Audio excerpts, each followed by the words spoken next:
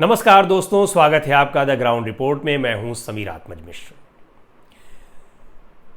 केंद्र सरकार की अग्निपथ योजना का पूरे देश में जबरदस्त विरोध हो रहा है।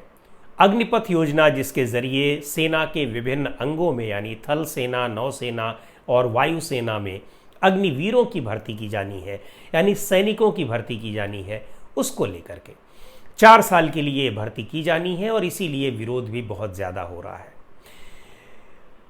करीब 10 से ज़्यादा राज्यों में बहुत बड़े पैमाने पर विरोध हुआ है। उनमें भी उत्तर प्रदेश, बिहार, हरियाणा, राजस्थान, मध्य प्रदेश में सबसे ज़्यादा विरोध देखने को मिल रहा है।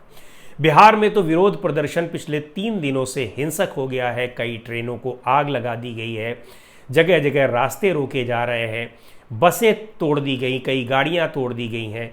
उत्तर प्रदेश में भी कमोवेश यही हालात है। यानी विभिन्न तरीके से छात्र जो इस प्रदर्शन में शामिल हैं वो हिंसक गतिविधियों को अंजाम दे रहे हैं।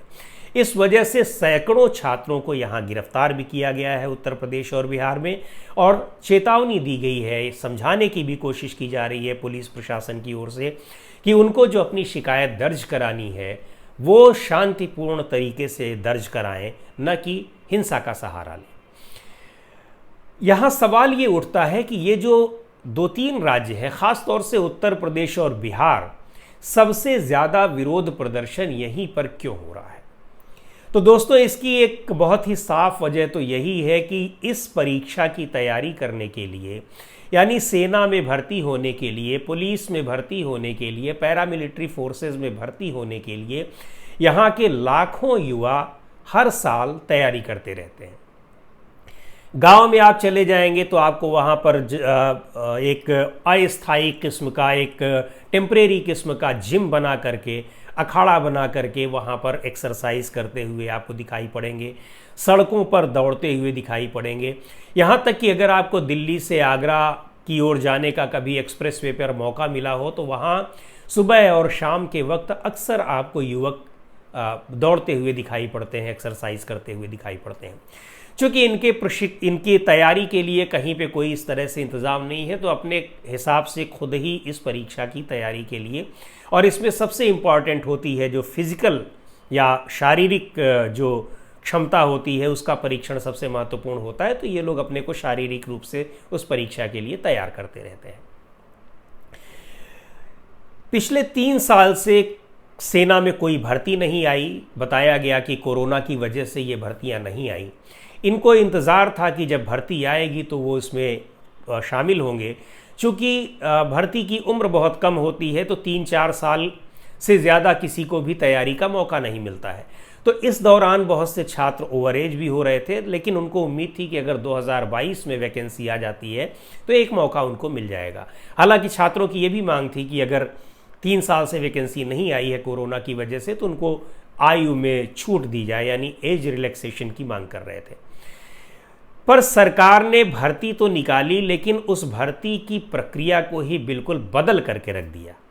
ये भर्ती ऐसी थी कि सेना में एक स्थायी नौकरी होती है, उसके बाद उसको पेंशन मिलती है, बहुत सारी सुविधाएं मिलती हैं, रिटायर होने के बाद भी उनके पास दूसरी नौकरियों में जाने के स्कोप रहते हैं। सेना से रिटायर होने का एक जो सम्मान होता है वो अलग होता है, और दूसरे लंबी नौकरी करके उनको सेना में अपना जो सेवा करनी होती है देश की, वो जज्बा एक अलग होता है।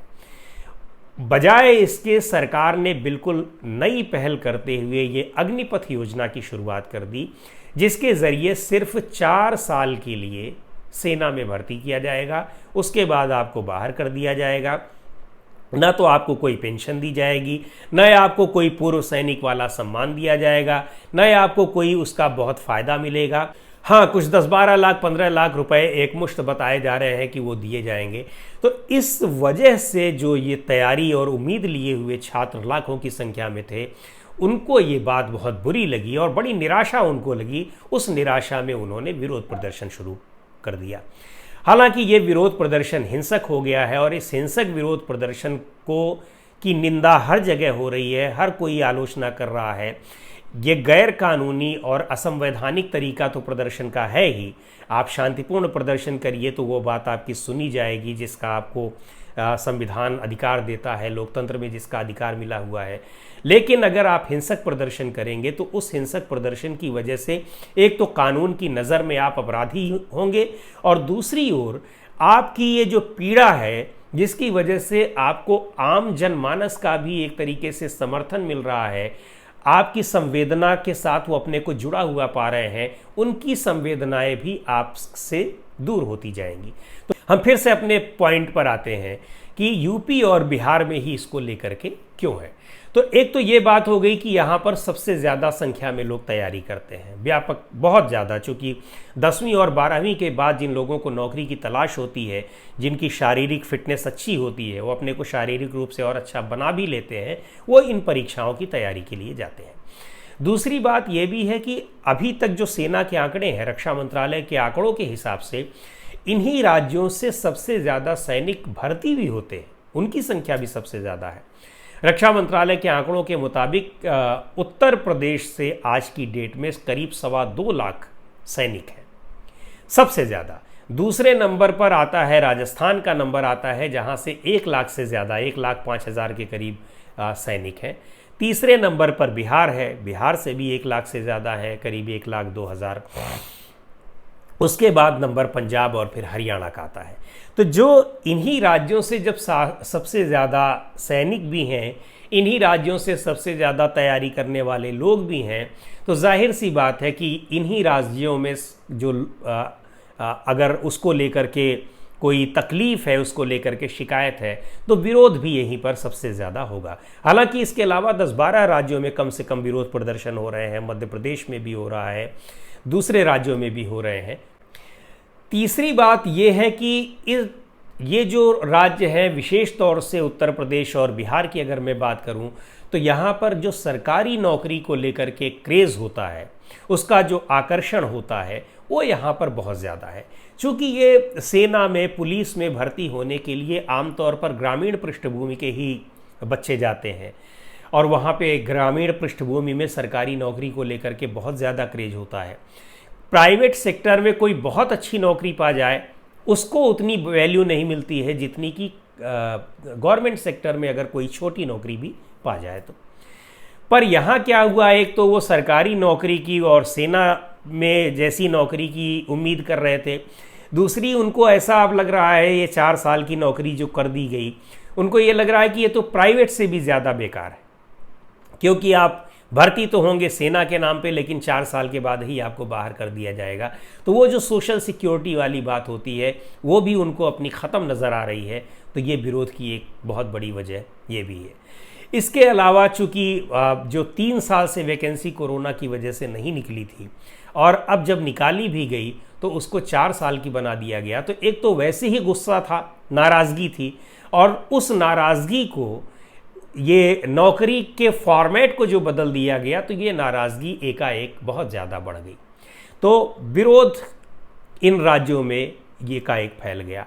इस विरोध के बावजूद, हालांकि ये लग रहा है कि सरकार कुछ न कुछ इसमें नियमों में एक ढील तो दे ही दी कि एज रिलैक्सेशन को बढ़ा दिया गया, उम्र सीमा 23 साल कर दी गई, पहले 21 साल ही रखी गई थी। उसके बाद ऐसी उम्मीद की जा रही है कि शायद इसमें कुछ और भी संशोधन कर दिए जाएं, लेकिन सरकार इस अपनी योजना को वापस ले लेगी, ख़त्म कर देगी, ऐसा नहीं लग रहा है, क्योंकि सेना के बड़े अधिकारी ये कह चुके हैं कि इसकी जो भर्ती प्रक्रिया है बहुत जल्दी शुरू की जाएगी। और थल सेनाध्यक्ष ने शुक्रवार को बयान दिया कि दिसंबर के एंड तक जो अग्निवीरों की भर्ती की पहली भर्ती की प्रक्रिया है उसको पूरा कर लिया जाएगा। तो ऐसा लग रहा है कि शायद सरकार इस पर अडिग रहे, अपने इस फैसले को बदले न, कुछ संशोधन ज़रूर कर ले। लेकिन दूसरी ओर विरोध प्रदर्शनों की तीव्रता और उनको जिस तरीके से लोगों का समर्थन मिल रहा है, सिर्फ आम लोगों का नहीं, फौज के तमाम रिटायर्ड जनरल और जनरल रैंक से रिटायर हुए बहुत सारे लोगों का समर्थन मिल रहा है, और वो इस 4 साल की नौकरी को सेना के लिए बहुत ही बेतुकी बता रहे हैं। उसको देखते हुए भी ये लग रहा है कि शायद इस पर सरकार पुनर्विचार ज़रूर करे।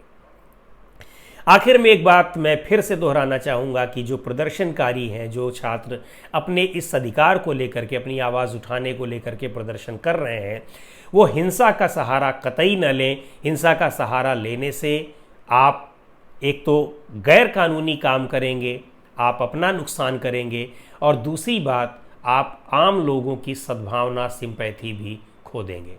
तो दोस्तों, आज के वीडियो में इतना ही। द ग्राउंड रिपोर्ट के यूट्यूब चैनल को आपने अब तक सब्सक्राइब न किया हो तो ज़रूर कर लें। बेल आइकन यानी घंटे जैसी आकृति को दबाएं ताकि आपको जो भी नए वीडियोस हैं द ग्राउंड रिपोर्ट के, उनके नोटिफिकेशन आपको मिलते रहें। फेसबुक पर आप देख रहे हो तो आप हमारा पेज लाइक कर लीजिए। इंस्टाग्राम पर आप हमको फॉलो कर सकते हैं। द ग्राउंड रिपोर्ट का ट्विटर हैंडल है टी ग्राउंड रिपोर्ट, इसको भी आप फॉलो कर सकते हैं।